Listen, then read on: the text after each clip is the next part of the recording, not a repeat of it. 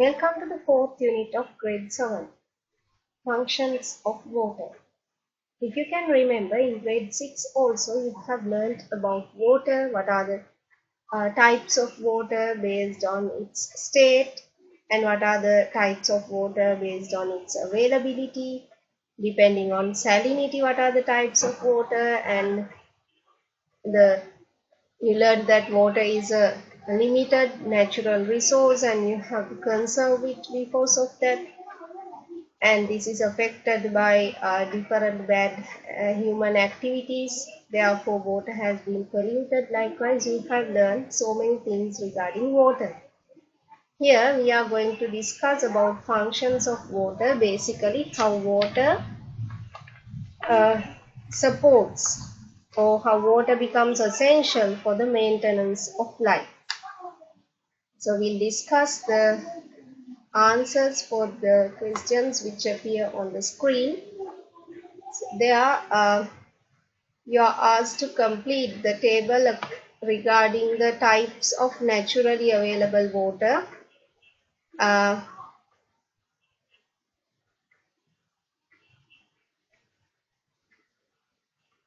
First, you are given well water. And well water, it is a type of fresh water. So, certain minerals and some of the gases are dissolved in well water. Minerals and some gases. When we take seawater, seawater is marine water which contains so many dissolved salts.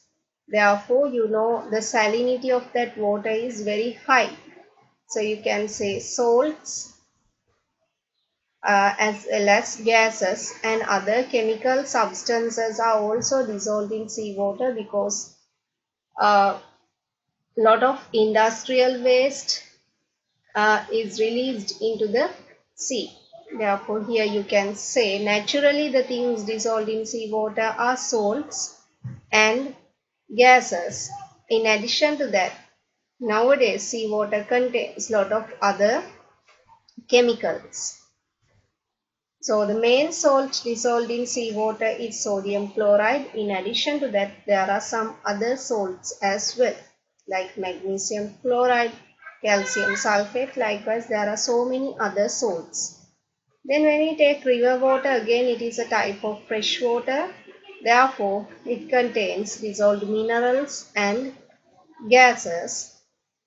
And in addition to that, nowadays river water is also polluted because of domestic waste as well as industrial effluents.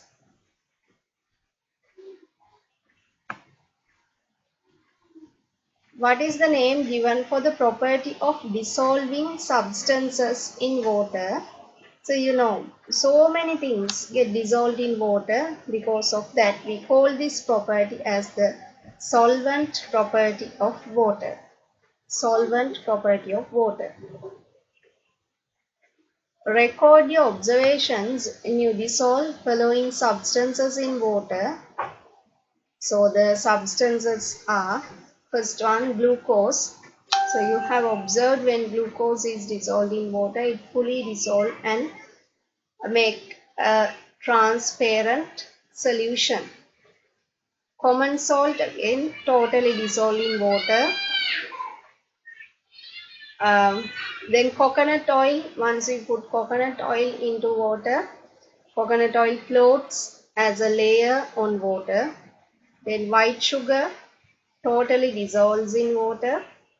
Kerosene, again it floats on water as a separate layer.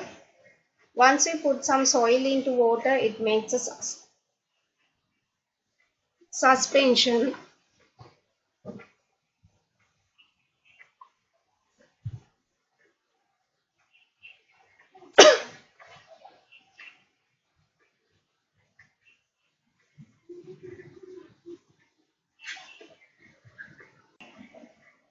A suspension means some of the soil particles go to the bottom of the mixture.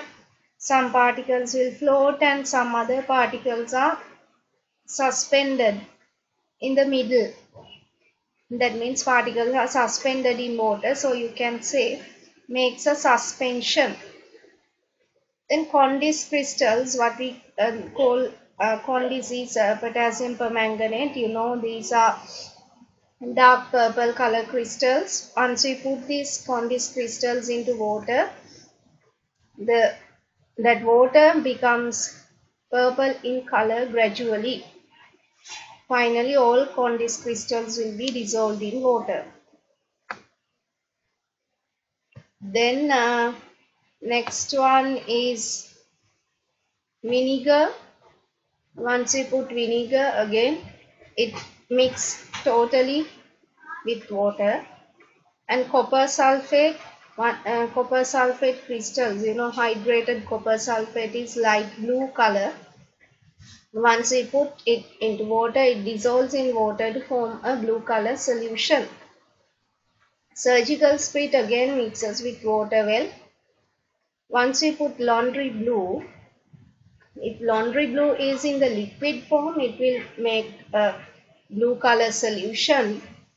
And if we put laundry blue, which is in powder form, it will make a blue color solution, while some of the powder will remain at the bottom of the container.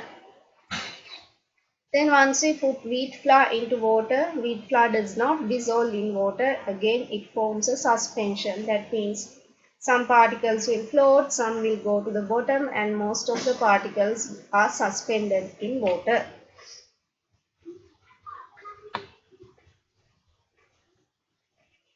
Then some other things are also given. Camphor balls. Once you put camphor balls into water, they will just spin around. They don't dissolve in water. Turmeric powder.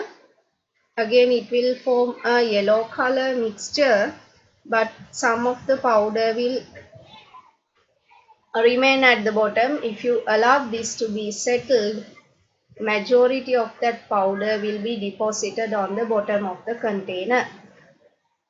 Sodium bicarbonate, what we call as baking soda, dissolves in water. It mixes with water well.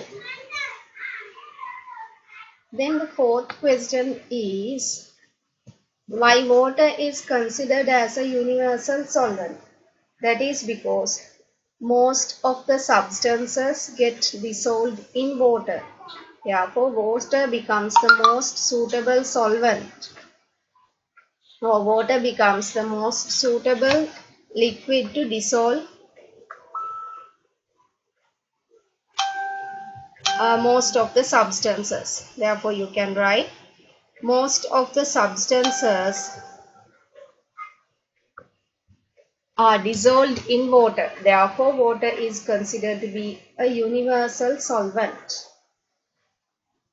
Then the solvent property of water becomes important in our day-to-day life. That is the fifth question. There you are asked, water acting as a solvent becomes important in our day-to-day life in industries as well as for the existence of aquatic plants and animals.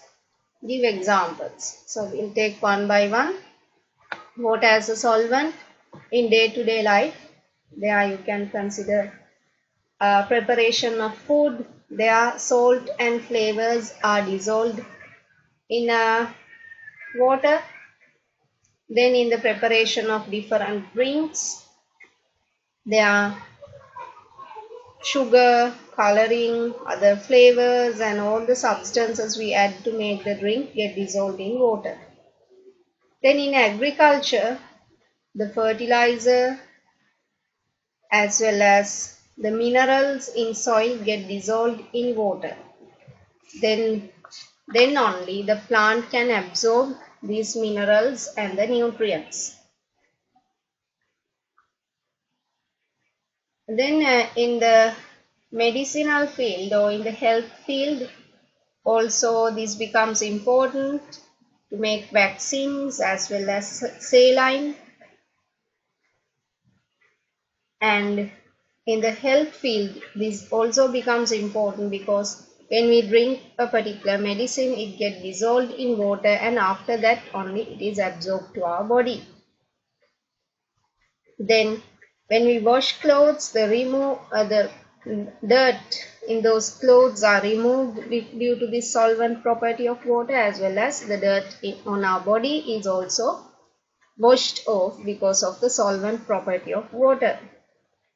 And also when we consider the paints, especially the emulsion paints, they are mixed with water before they are applied on a wall. So these are some of the importances of the solvent property of water in day-to-day life. Then when we consider the importance of the solvent property in industries, the preparation of fizzy drinks, in most of the fizzy drinks like soda, and there are so many other names. I'm not going to mention those names here. So in most of these fizzy drinks, the main components are water and carbon dioxide gas, and in addition to that, sugar is added in different amounts, as well as colorings and other flavors are added. So all these are dissolved in water there, and the preparation of other fruit drinks also included here. Then concentrated sulfuric acid is mixed with water to make battery acid, and concentrated acetic acid is diluted to make artificial vinegar. We'll discuss about these two later. And colored water is also used for decorations. And the importance of the solvent property of water in aquatic life, there are two major importances. First thing is the aquatic organisms can obtain oxygen for respiration due to the solvent property of water. Oxygen, which is dissolved in water, becomes important for aquatic plants and animals for their respiration. And for aquatic plants to photosynthesize, they need carbon dioxide gas. As carbon dioxide gas is also dissolved in water, that becomes important for the photosynthesis of aquatic plants. So for respiration as well as for photosynthesis, the solvent property of water becomes important for the aquatic organisms. Then we'll consider this question. You are asked to put a tick in front of the substances well soluble in water and a cross in front of the substances insoluble in water. So here you know petrol is not soluble in water. Limestone, whether it is powdered or not, it is not soluble in water. Glucose is soluble in water. Chemical fertilizer is soluble in water. Coconut oil does not get dissolved. Camphor balls does not get dissolved. Candle wax also does not get dissolved in water. Common salt gets dissolved in water. Kerosene forms a layer without getting dissolved, which form floats on water. Therefore, you have to put ticks against glucose, common salt, and chemical fertilizer. There are only three ticks: glucose, chemical fertilizer, and common salt.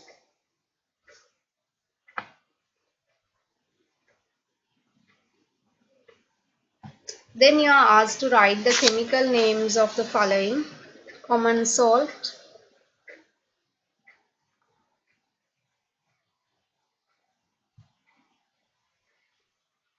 I will type them for you all.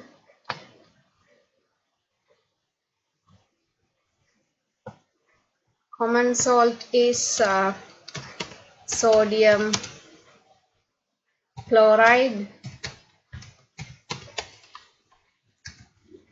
Then Condis is potassium permanganate.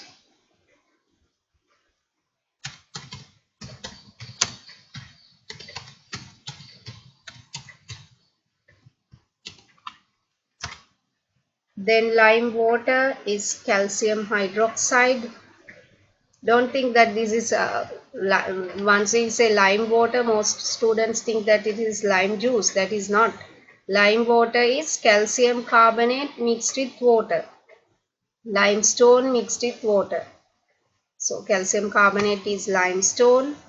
When it is mixed with water, it forms lime water. If you can remember, in grade 6 we discussed that lime water is used to identify carbon dioxide gas, the presence of carbon dioxide gas in exhaled air. You bubble exhaled air in colorless lime water, then it will turn milky. So lime water is calcium hydroxide.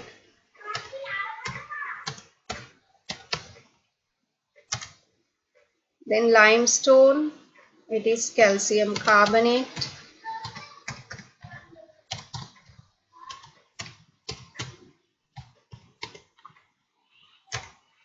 Then artificial vinegar is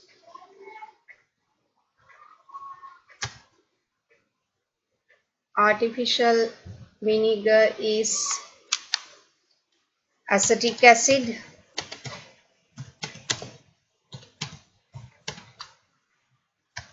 Then baking soda, I mentioned earlier also, that is sodium bicarbonate.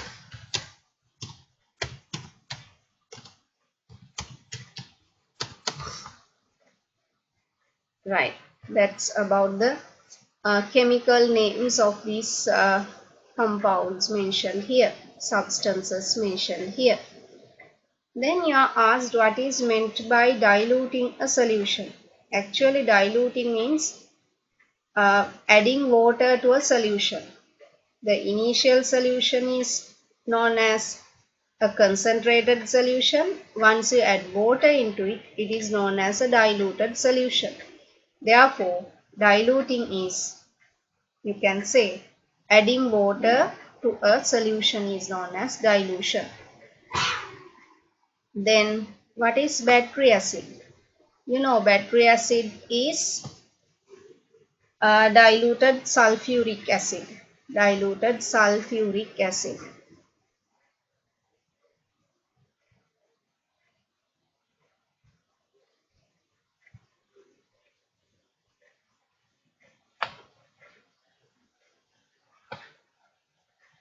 Here it is, dilute sulfuric acid. So in some of the books for sulfuric, you will find SULFURIC. Both are used. How is it prepared? Dilute sulfuric acid is prepared by dissolving concentrated sulfuric acid in water. By dissolving concentrated sulfuric acid in water.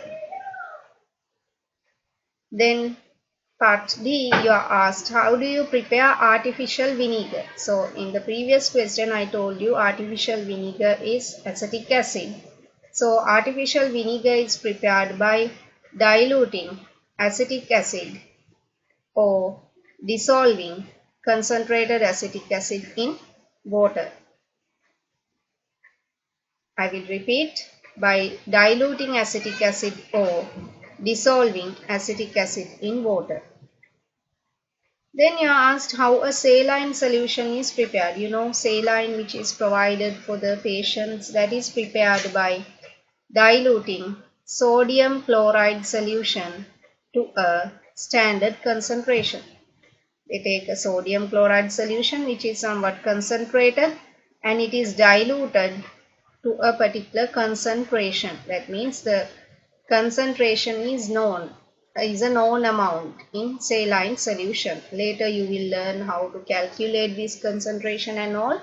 For the moment here you can write by diluting sodium chloride solution to a standard concentration.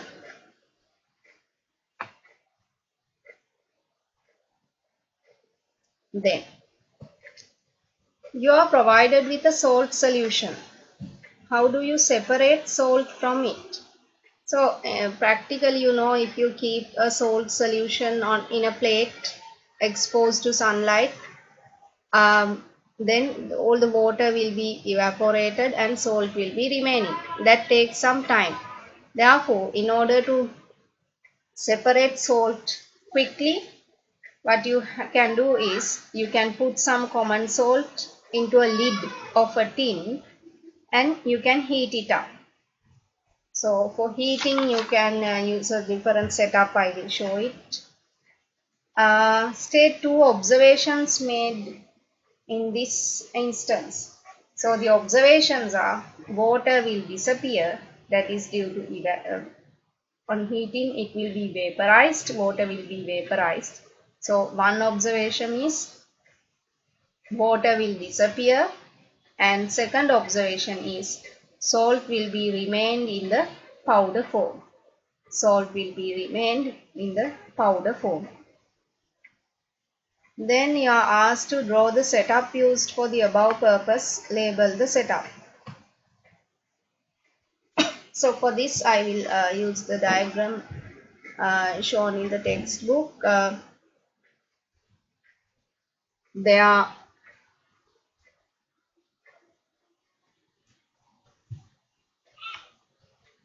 you can use this particular setup.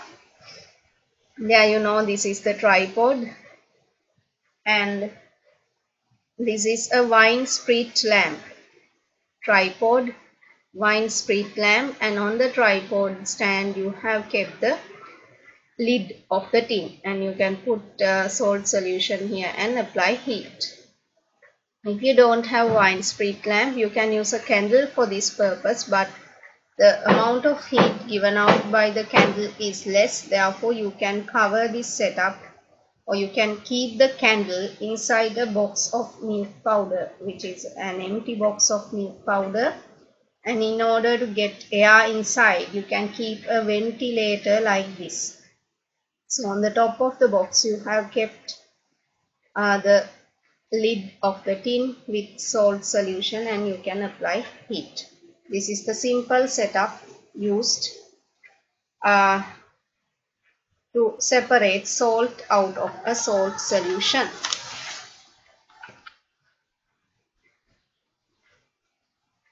Then this method is used, not the heating method, but separating of salt out of a salt solution is practiced in Salterns. What is the main mineral salt dissolved in seawater? I mentioned that it is sodium chloride. How salt is produced in a Saltern using seawater? There in a Saltern, if you have seen the Salterns available in Hambantota and Putlam areas, there are large tanks which are exposed to sunlight. So they collect seawater in those tanks and water is allowed to be evaporated. On evaporation of seawater, salt will be produced. It is a process which includes several steps. Later you will learn about the whole process. For the moment you can write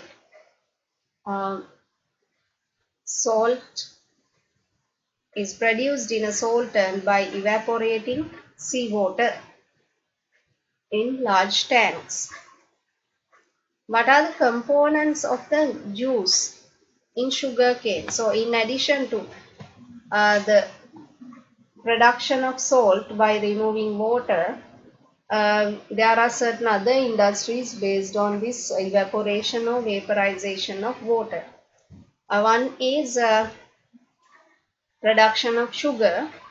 So you are asked what are the components of the juice in sugar cane? The main component is sucrose and it is dissolved in water. Sucrose in water.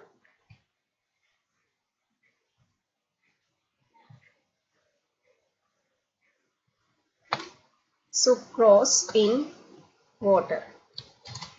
That is sucrose.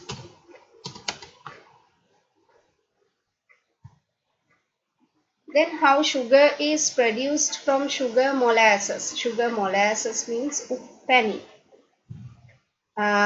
So there water is removed from sugar molasses by means of vaporization.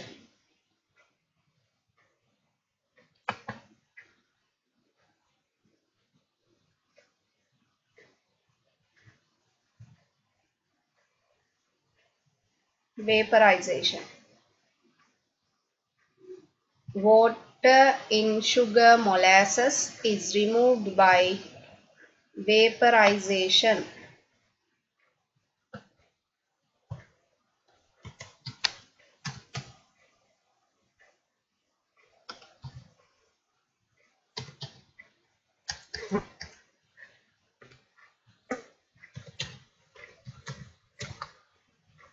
Vaporization. So what is this sweet toddy? Toddy. Ra කියලා කියන්නේ. There, a sugary solution is extracted from coconut flour. Sometimes palmyra and kithul are also used for this purpose. A sugary solution is extracted from coconut flour, then we call it as sweet toddy. In addition to coconut, palmyra and kithul are also used. State how treacle and jaggery are produced out of sweet toddy.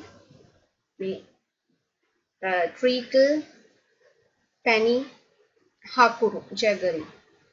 So once we have sweet toddy, what they do is they remove little amount of water to form treacle. Water is vaporized. Little amount of water is vaporized by heating, then we obtain treacle. Then once water is removed totally from this treacle, then we call it as jaggery. So sweet toddy, some amount of water is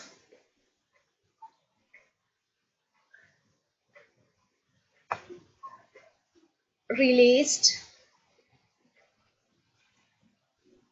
some amount of water is released from sweet toddy to make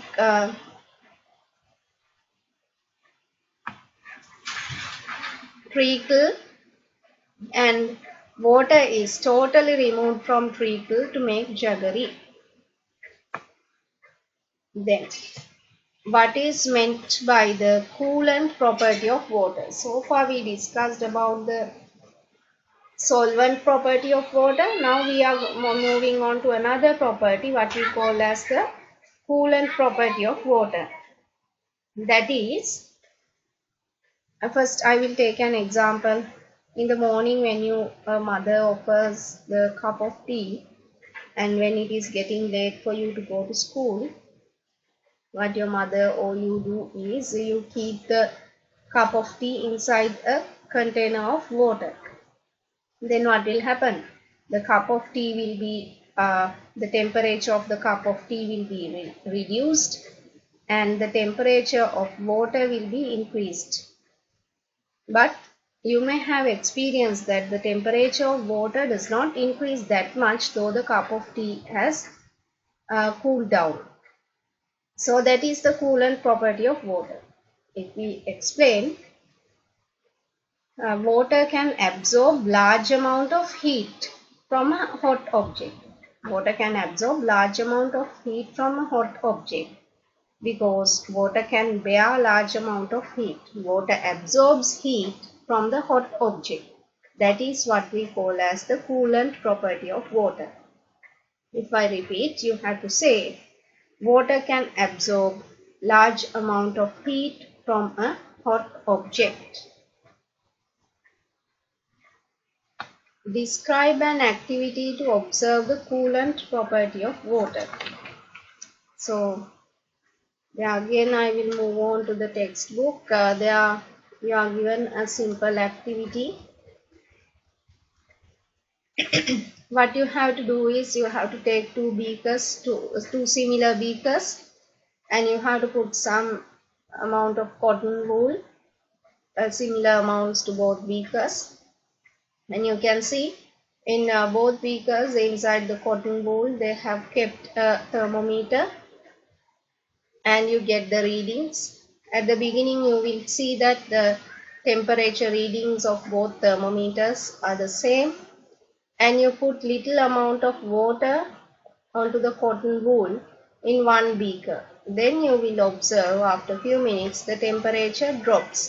The reason is that water you put has absorbed the heat out of cotton wool. Therefore, the temperature decreases.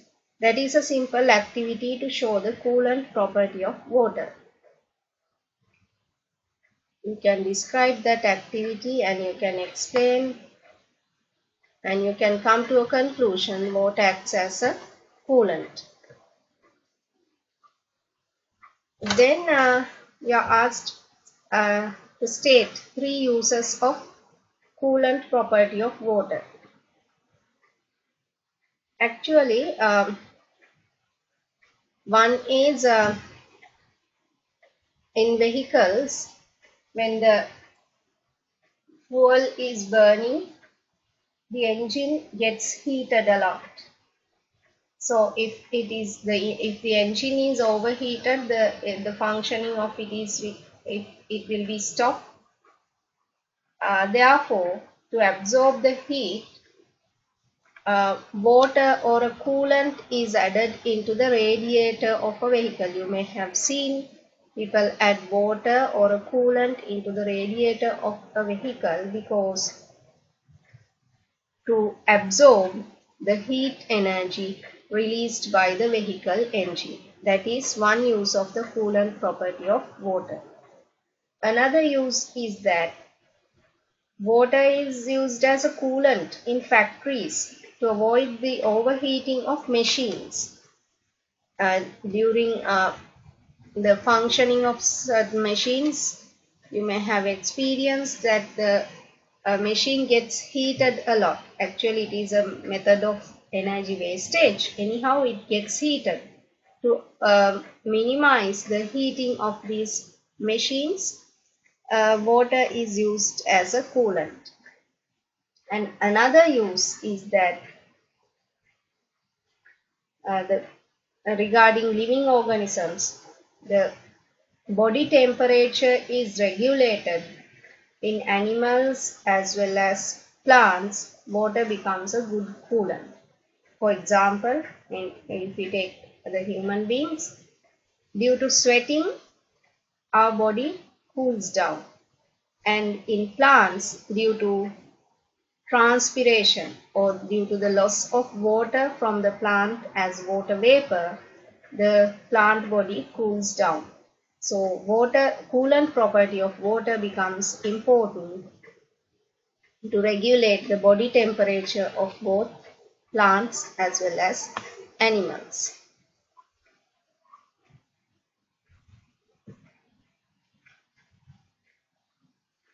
Then, so the solvent property and then the coolant property.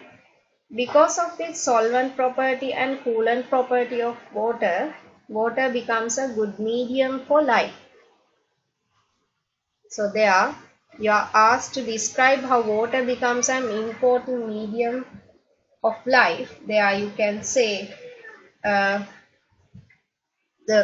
aquatic organisms like fish use dissolved oxygen for respiration. Earlier also we mentioned. And if there is no water, the fish cannot live because they can't obtain oxygen from the atmosphere. They can use only the dissolved oxygen in water. Then the other important feature of water is water provides habitats for living organisms.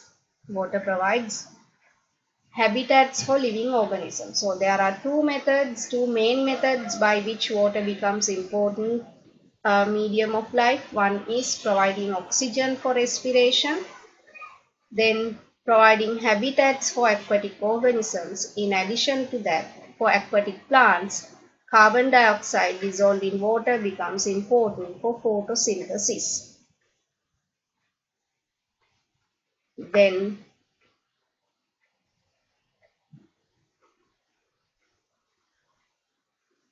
How do fish obtain oxygen?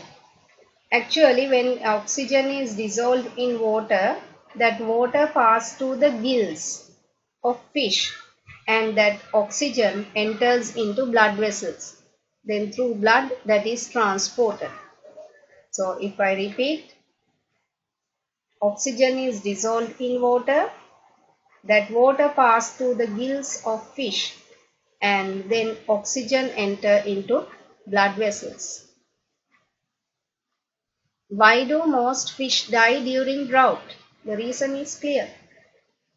Fish can obtain oxygen which is dissolved in water only. When there is no water during drought, they cannot obtain oxygen for respiration, therefore they will die. Many aquatic organisms use water as their living environment or habitat. Give examples for such aquatic organisms belonging to following groups. So most of living organisms have make habitats in water. For example, fish. You can name a large number of fish varieties. For example, we'll take carp, tilapia, tuna. Then amphibians like toad, and you have seen the tadpoles in water. So that is a stage of the life cycle of a frog, which is also an amphibian. Toads as well as a part of the life cycle in frogs. And reptiles like water snakes, sea snakes, and turtles may have make habitats in water. Then mammals like dolphin and whale have made habitats, and in addition to that there are arthropods like shrimp, issel, which have made habitats in water. And in addition to those, there are so many aquatic plants as well. Even there are microorganisms which have made habitats in water. And if we consider the life has been evolved in water. In grade 9, you will learn about this. How do fish survive without any harm during winter? The reason is when liquid water is converted into the solid form or ice, the density decreases. Therefore, ice floats on water. During winter, though we see that the whole water body is frozen, actually what has happened is only the top layer has become frozen. Beneath or underneath that solid ice, there is liquid water.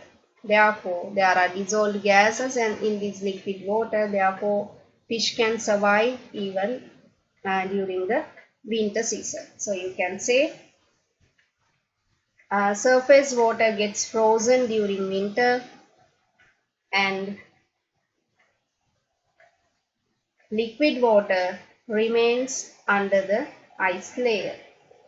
So fish can survive because they can obtain the required food which is mixed in water as well as oxygen which is dissolved in water. So here you can see a person has broken that top layer of ice and he is fishing.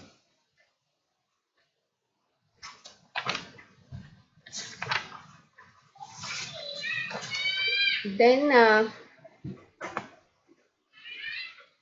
water acts as a medium for biological activities taking place in all living beings. Give two examples to prove this. Water acts as a medium for biological activities taking place in living bodies. So, when we consider our body, there are so many chemical reactions taking place in our body. Have you ever thought what happens when we eat food? How do we get energy once we eat food?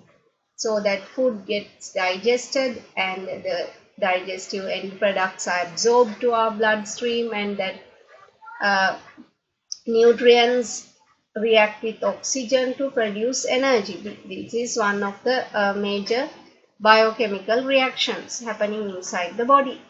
So water becomes a good medium for all these biological activities.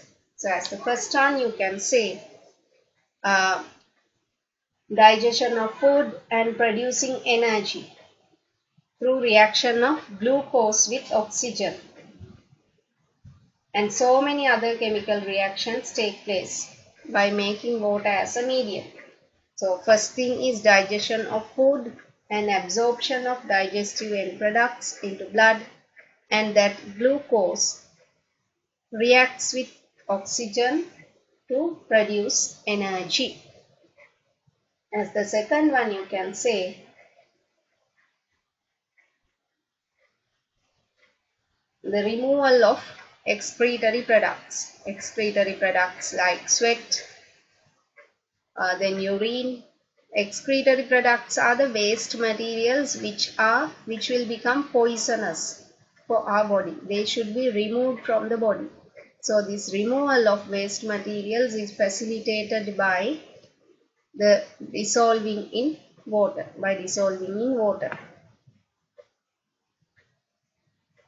Water acts as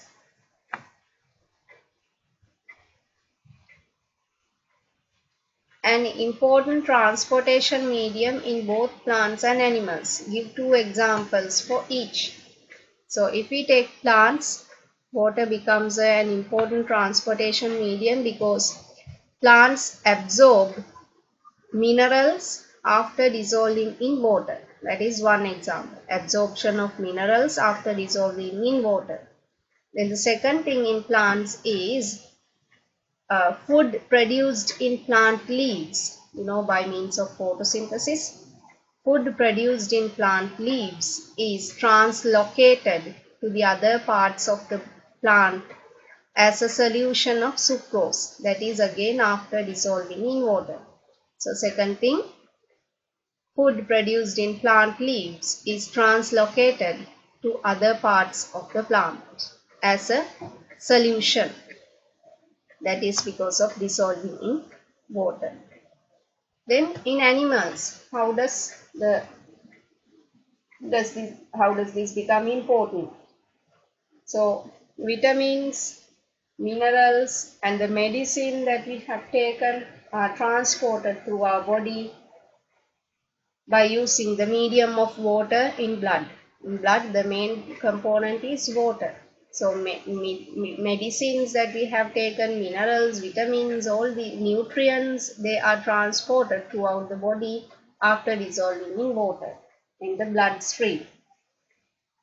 Then excretory materials like urea produced in our cells are transported to excretory organs. Excretory organs, the main excretory organ is the kidney, and through skin also we excrete, that is as sweat. Through kidneys, urine is filtered, blood is filtered, and that excretory products are given out as urine through the kidney. You will learn the process later. So the second factor, you can say excretory materials such as urea are transported to excretory organs after dissolving in water. And we are able to remove those excretory materials which are poisonous to our body by dissolving in water as sweat and as urea, urine mainly. Urea is removed in the form of urine. Then name two forms by which waste products or the excretory products are removed from our body as watery media. One is sweat and the other one is urine. Right. So we have come to the end of the lesson. So we'll summarize the main functions of water. Water as a solvent, water as a coolant, and water as a medium of life. Right. Now we'll come to this revision part. State whether the following are correct or wrong. First one, heat is produced in our body during biological processes. That is correct. Second one, the heat generated in living bodies as well as in machines can be removed by using water because water acts as a coolant. Again, it is correct. Then water is not essential. Water is not an essential medium to maintain the biological processes in all living beings. That is wrong. You learned that water is an essential medium for biochemical reactions.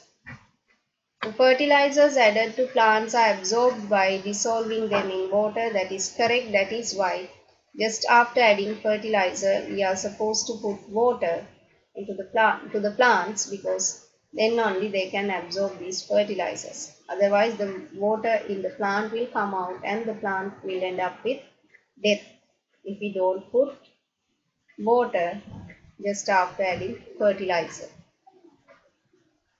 Water exists on Earth in all three states: solids, liquids, and gases. So, in grade 6, you have learned the three types of water based on availability, as ice or glaciers, and liquid water as well as water vapor. Water has the ability to flow, quite an advantage. So, you can think of it. The flowing ability of water becomes advantageous during transportation. Sometimes the logs of wood are transported along a river. Then disadvantage of the ability to flow of water is occurring floods, you can say. State which property of water becomes important in following instances. Absorb minerals by plants. So they are the solvent property. Cool the engine of a vehicle, that is the coolant property. Act as a medium for biological processes taking place in human body, that is again the solvent property. Removal of dirt on clothes, solvent property, because these dirty substances get dissolved in water. Transportation of logs of wood through water, that is because of the ability to flow. Fish breathe in water because of the solvent property. Oxygen is dissolved in water. Plant body cools down due to removal of water vapor by means of transpiration, that is due to coolant property. Reducing the temperature of a cup of tea by keeping it in a water bath, again the coolant property. Provide habitats for living organisms, that is again the solvent property. And also the density of ice becoming less than the density of water. That is why ice floats on water. So simply here you can write the solvent property of water. Then digestive end products produce energy in human body. That is correct. The digestive end products, once they are absorbed to blood, that is transported to the cells, and in the cells those end products react with oxygen to produce energy. This is also correct. Then you are asked, why do we feel cold when we take an ice cube into our hand? So when we touch an ice cube, we feel cold. Why? There, our hand, the temperature of our hand is higher than the temperature of the ice cube. So the ice cube contains less amount of heat energy. So what happens is, heat energy is transported from the ice cube to our hand. Heat energy transfers from ice cube to our, sorry, I made a mistake here. Our hand contains more heat energy than the ice cube. Therefore, we feel cold when we touch an ice cube. The reason is heat energy gets transferred from our hand to ice, or heat energy is removed from our hand to the cube of ice. Therefore, we feel cold. As the heat energy is removed from our hand, we feel cold. Then what happens to excess protein taken to our body? The food we eat contain carbohydrates, proteins and lipids and vitamins and all this. So once we have taken excess proteins, that protein decompose. Decompose means it is broken down into simple forms. So protein is decomposed into urea. Protein is decomposed into urea, and this happens in the liver. Urea, and this happens in the liver, akmav. Then majority of this urea is excreted in the form of urine. Majority of urea is excreted in the form of urine. Then a part of this urea is removed from our body or excreted from our body in the form of sweat. So that's all about water. So here we discussed the functions of water, the solvent property of water, how does it become important to maintain life, and uh, how water becomes important as a coolant, especially to maintain life, and heat is generated in machines, and to cool down these machines also we use water due to the coolant property. Water becomes a medium of life for aquatic organisms. Then we discussed water as an essential medium to maintain biological processes. So I think you got a clear idea about the lesson.